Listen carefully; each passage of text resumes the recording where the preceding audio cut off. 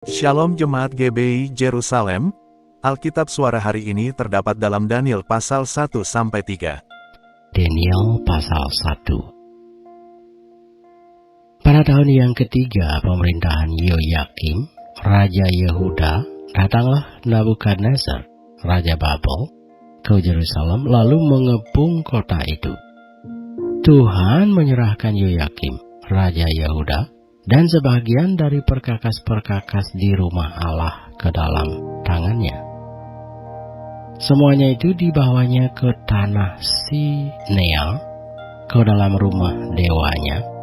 Perkakas-perkakas itu dibawanya ke dalam perbendaharaan dewanya. Lalu raja bertitah kepada Aspenas, kepala istananya, untuk membawa beberapa orang Israel yang berasal dari keturunan raja dan dari kaum bangsawan, yakni orang-orang muda yang tidak ada sesuatu celah, yang berawakan baik, yang memahami berbagai-bagai hikmat, berpengetahuan banyak, dan yang mempunyai pengertian tentang ilmu, yakni orang-orang yang cakap untuk bekerja dalam istana raja, supaya mereka diajarkan tulisan dan bahasa orang Kasdim. Dan raja menetapkan bagi mereka pelabur setiap hari dari santapan raja dan dari anggur yang biasa diminumnya. Mereka harus dididik selama 3 tahun. Dan sesudah itu mereka harus bekerja pada raja. Di antara mereka itu ada juga beberapa orang Yehuda, yakni Daniel, Hananya, Misael, dan Asaria. Pemimpin pegawai istana itu memberi nama lain kepada mereka.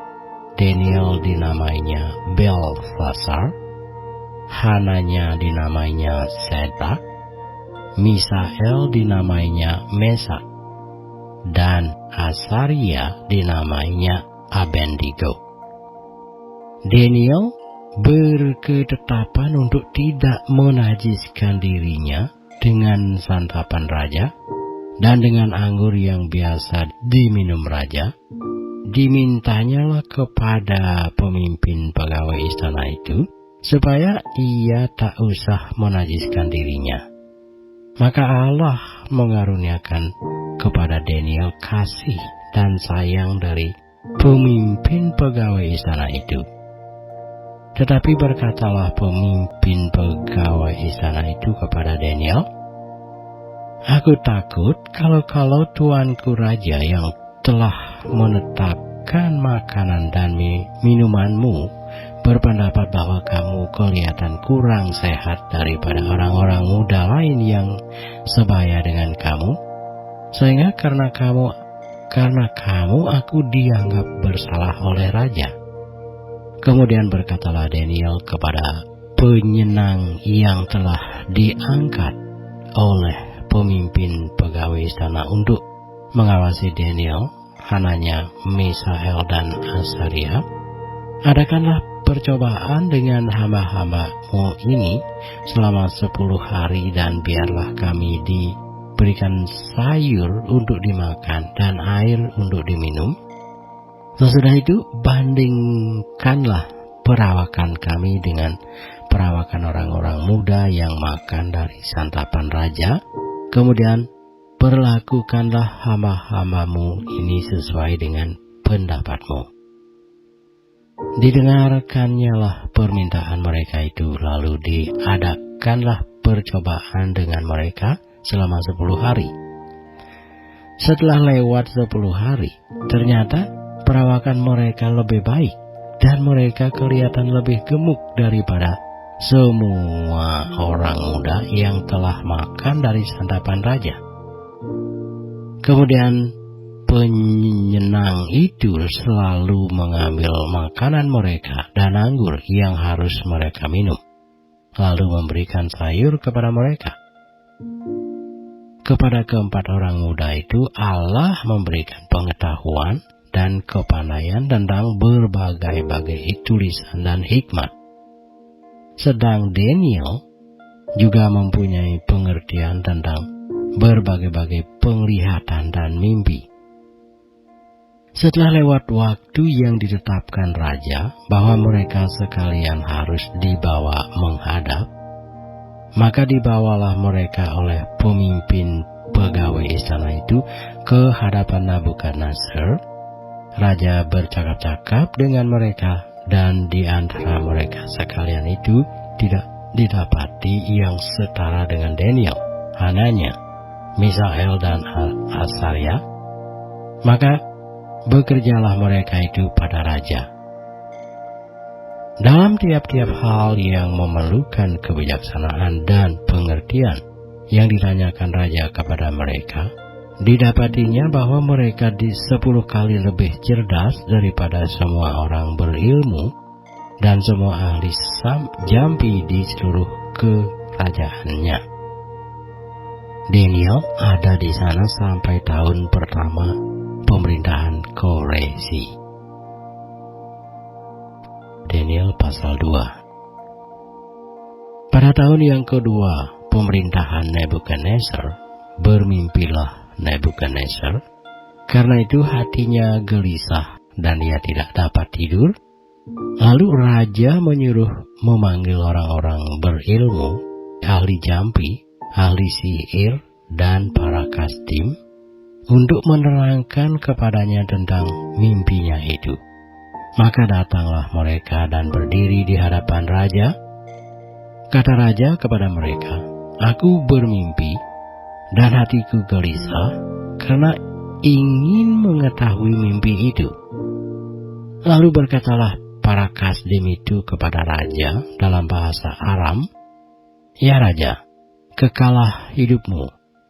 Ceritakanlah kepada hamba-hambamu mimpi itu, maka kami akan memberitahukan maknanya." Tetapi raja menjawab para kasdim itu, "Aku telah mengambil keputusan, yakni jika kamu tidak memberitahukan kepadaku mimpi itu dengan maknanya, maka kamu akan dipenggal-penggal dan rumah-rumahmu akan dirobohkan menjadi timbunan puing. Tetapi jika kamu dapat memberitahukan mimpi itu dengan maknanya, maka kamu akan menerima hadiah, pemberian-pemberian dan kehormatan yang besar daripadaku. Oleh sebab itu, beritahukanlah kepadaku mimpi itu dengan maknanya." Mereka menjawab pula, "Silakan tuanku raja menceritakan mimpi itu kepada hamba-hambanya ini, maka kami akan memberitahukan maknanya." Jawab raja, "Aku tahu benar-benar bahwa kamu mencoba mengulur-ngulur waktu karena kamu melihat bahwa aku telah mengambil keputusan, yakni jika kamu tidak dapat memberitahukan kepadaku mimpi itu, maka kamu akan kena hukuman yang sama. Dan aku tahu bahwa kamu telah bermufakat untuk mengatakan kepadaku hal-hal yang bohong dan busuk, sampai keadaan berubah. Oleh sebab itu, ceritakanlah kepadaku mimpi itu, supaya aku tahu bahwa kamu dapat memberitahukan maknanya juga kepadaku." Para kasdim itu menjawab raja, "Tidak ada seorang pun di muka bumi yang dapat memberitahukan apa yang diminta tuanku raja.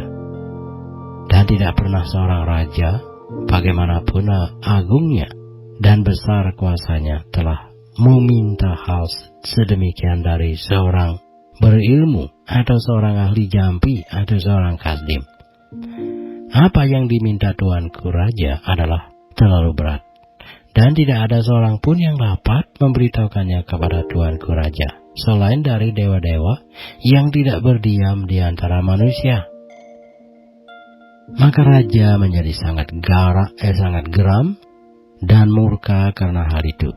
Lalu dititahkannya lah untuk melenyapkan semua orang bijaksana di Babel.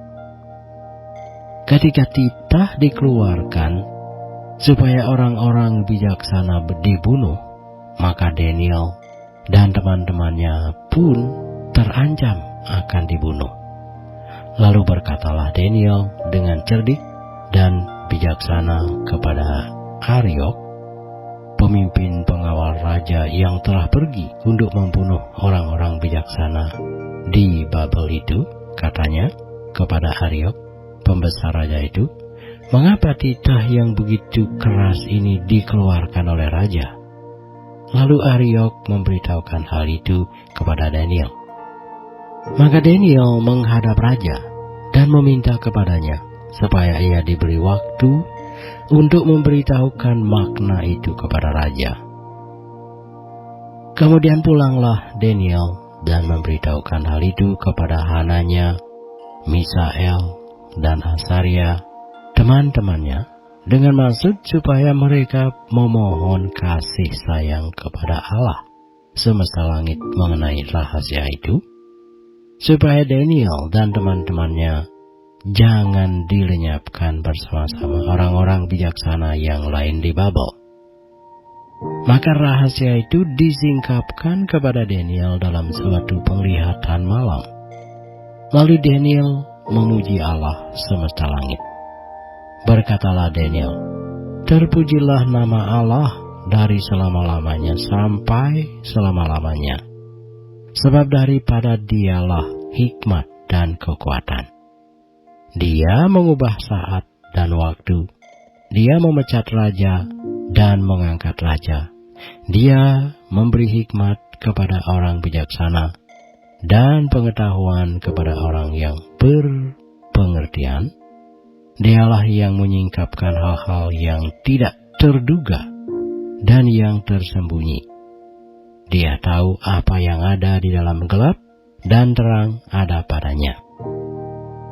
Ya Allah nenek moyangku, kupuji dan kumuliakan Engkau, sebab Engkau mengaruniakan kepadaku hikmat dan kekuatan, dan telah memberitahukan kepadaku sekarang apa yang kami mohon kepadamu. Engkau telah memberitahukan kepada kami hal yang dipersoalkan raja. Sebab itu, pergilah Daniel kepada Aryok yang telah ditugaskan raja untuk melenyapkan orang-orang bijaksana di Babel. Maka pergilah ia serta berkata kepadanya demikian, "Orang-orang bijaksana di Babel itu jangan kau lenyapkan. Bawalah aku menghadap raja, maka aku akan memberitahukan kepada raja makna itu." Aryok segera membawa Daniel menghadap raja, serta berkata kepada raja demikian, "Aku telah mendapat seorang dari antara orang-orang buangan dari Yahuda, yang dapat memberitahukan makna itu kepada raja." Bertanyalah raja kepada Daniel yang namanya Belsasar, "Sanggupkah engkau memberitahukan kepadaku mimpi yang telah kulihat itu dengan maknanya juga?" Daniel menjawab, katanya kepada raja, "Rahasia yang ditanyakan tuanku raja tidaklah dapat diberitahukan kepada raja oleh orang bijaksana, ahli jampi, orang berilmu, atau ahli nujum. Tetapi di sorga ada Allah yang menyingkapkan rahasia-rahasia.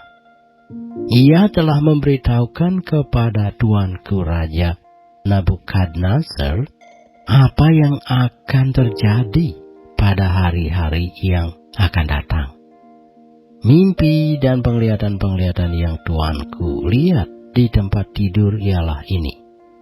Sedang tuanku ada di tempat tidur, ya tuanku raja, timbul pada tuanku pikiran-pikiran tentang apa yang akan terjadi di kemudian hari, dan dia yang menyingkapkan rahasia-rahasia telah memberitahukan kepada tuanku apa yang akan terjadi. Adapun aku, kepadaku telah disingkapkan rahasia itu, bukan karena hikmat yang mungkin ada padaku melebihi hikmat semua orang yang hidup, tetapi supaya maknanya diberitahukan kepada tuanku raja, dan supaya Tuanku mengenal pikiran-pikiran Tuanku. Ya Raja, Tuanku melihat suatu penglihatan, yakni sebuah patung yang amat besar. Patung ini tinggi, berkilau-kilauan luar biasa, tegak di hadapan Tuanku, dan tampak mendahsyatkan.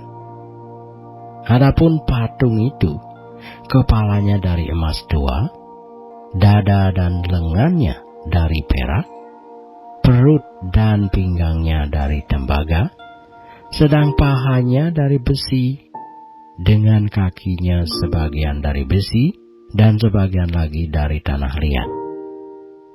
Sementara Tuanku melihatnya, terungkit lepas sebuah batu tanpa perbuatan tangan manusia, lalu menimpa patung itu, tepat pada kakinya yang dari besi dan tanah liat itu, sehingga remuk. Maka dengan sekaligus diremukkannya juga besi, tanah liat, tembaga, perak, dan emas itu, dan semuanya menjadi seperti sekam di tempat pengirikan pada musim panas.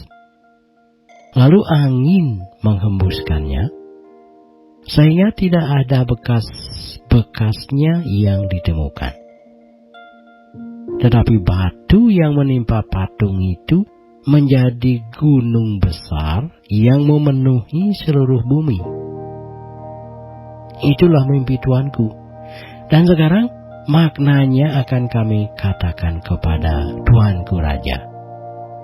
Ya Tuanku Raja, Raja segala raja, yang kepadanya oleh Allah semesta langit telah diberikan kerajaan, kekuasaan, kekuatan dan kemuliaan, dan yang ke dalam tangannya telah diserahkannya anak-anak manusia, dimanapun mereka berada, binatang-binatang di padang dan burung-burung di udara, dan yang dibuatnya menjadi kuasa atas semuanya itu.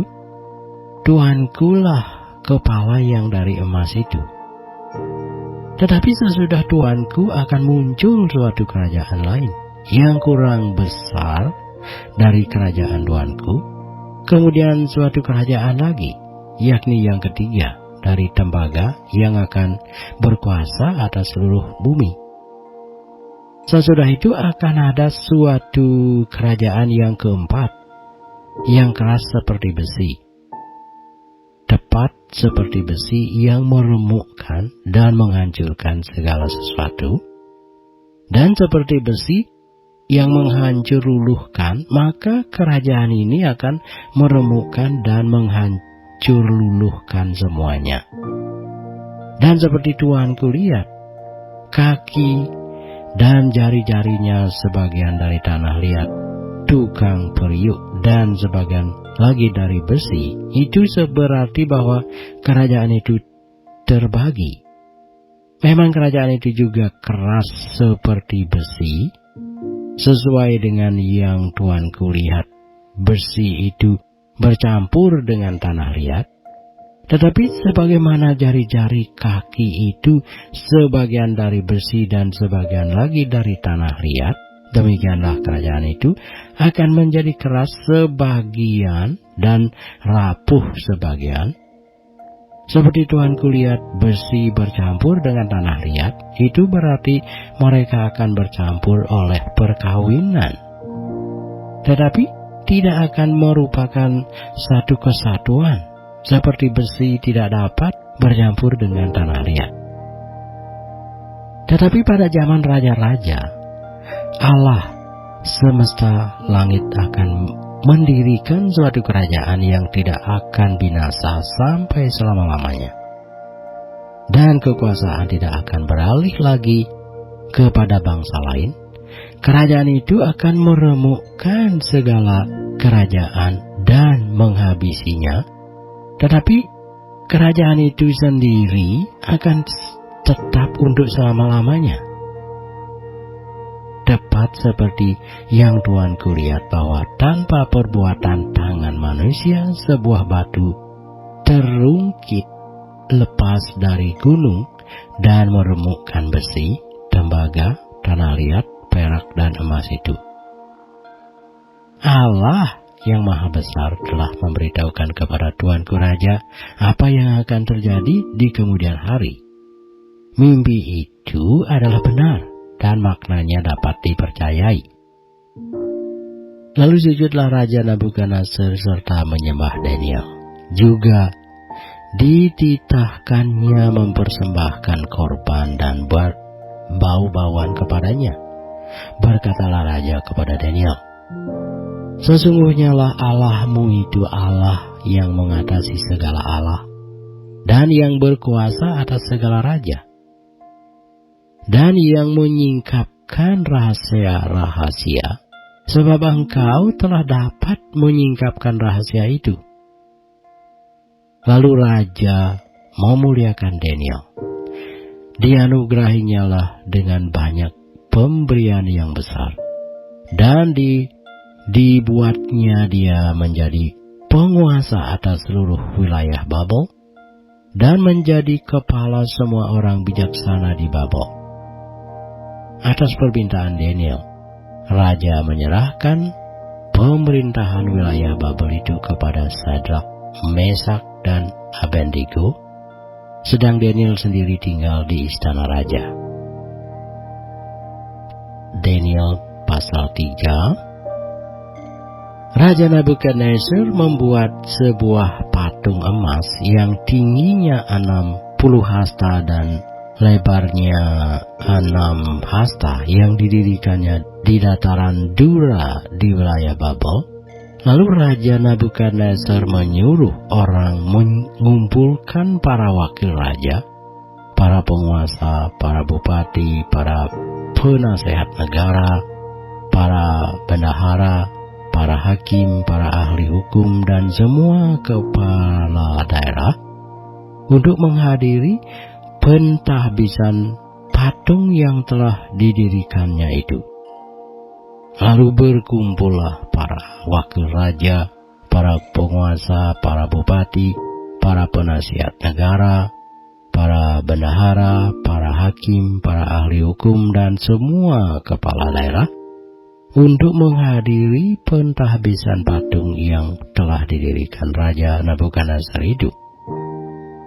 Dan berserulah seorang orang bentara dengan suara nyaring, "Beginilah dititahkan kepadamu, hai orang-orang dari segala bangsa, suku bangsa dan bahasa, demi kamu mendengar bunyi sangkakala, seruling, kecapi, rebab, gambus, serdam, dan berbagai-bagai jenis bunyi-bunyian, maka haruslah kamu sujud menyembah patung yang telah didirikan Raja Nabukadnezar itu. Siapa yang tidak sujud menyembah akan dicampakkan seketika itu juga ke dalam perapian yang menyala-nyala. Sebab itu demi segala bangsa mendengar bunyi sangkakala, seruling, kecapi, rebab, gambus, dan berbagai-bagai jenis bunyi-bunyian, maka sujudlah orang-orang dari segala bangsa, suku bangsa, dan bahasa, dan menyembah patung emas yang telah didirikan Raja Nabukadnezar itu. Pada waktu itu juga tampillah beberapa orang Kasdim menuduh orang Yahudi. Berkatalah mereka kepada Raja Nabukadnezar, "Ya Raja, kekalah hidup Tuanku. Tuanku Raja telah mengeluarkan titah bahwa setiap orang yang mendengar bunyi sangkakala, seruling, kecapi, rebab, gambus, serdam, dan berbagai-bagai jenis bunyi-bunyian harus sujud menyembah patung emas itu. Dan bahwa siapa yang tidak sujud menyembah akan dicampakkan ke dalam perapian yang menyala-nyala. Ada beberapa orang Yahudi yang kepada mereka telah Tuanku berikan pemerintahan atas wilayah Babel, yakni Sadrak, Mesak, dan Abednego. Orang-orang ini tidak mengindahkan titah Tuanku, ya Raja. Mereka tidak memuja dewa Tuanku dan tidak menyembah patung emas yang telah Tuanku dirikan. Sesudah itu Nabukadnezar memerintahkan dalam marahnya dan garamnya untuk membawa Sadrak, Mesak, dan Abednego menghadap. Setelah orang-orang itu dibawa menghadap raja, berkatalah Nabukadnezar kepada mereka, "Apakah benar, hai Sadrak, Mesak, dan Abednego, bahwa kamu tidak memuja dewaku dan tidak menyembah patung emas yang kudirikan itu? Sekarang, jika kamu bersedia, demi kamu mendengar bunyi sangkakala, seruling, kecapi, rebab, gambus, serdam, dan berbagai-bagai jenis bunyi-bunyian, sujudlah menyembah patung yang kubuat itu. Tetapi jika kamu tidak menyembah, kamu akan dicampakkan seketika itu juga ke dalam perapian yang menyala-nyala. Dan dewa manakah yang dapat melepaskan kamu dari dalam tanganku?" Lalu Sadrak, Mesak, dan Abednego menjawab Raja Nabukadnezar, "Tidak ada gunanya kami memberi jawab kepada Tuanku dalam hal ini. Jika Allah kami yang kami puja sanggup melepaskan kami, maka Ia akan melepaskan kami dari perapian yang menyala-nyala itu, dan dari dalam tanganmu, ya Raja. Tetapi seandainya tidak, hendaklah Tuanku mengetahui, ya Raja, bahwa kami tidak akan memuja dewa Tuanku, dan tidak akan menyembah patung emas yang Tuanku dirikan itu." Maka meluaplah kegeraman Nabukadnezar. Air mukanya berubah terhadap Sadrak, Mesak, dan Abednego. Lalu diperintahkannya supaya perapian itu dibuat 7 kali lebih panas dari yang biasa. Kepada beberapa orang yang sangat kuat dari antaranya dititahkannya untuk mengikat Sadrak, Mesak, dan Abednego dan mencampakkan mereka ke dalam perapian yang menyala-nyala itu.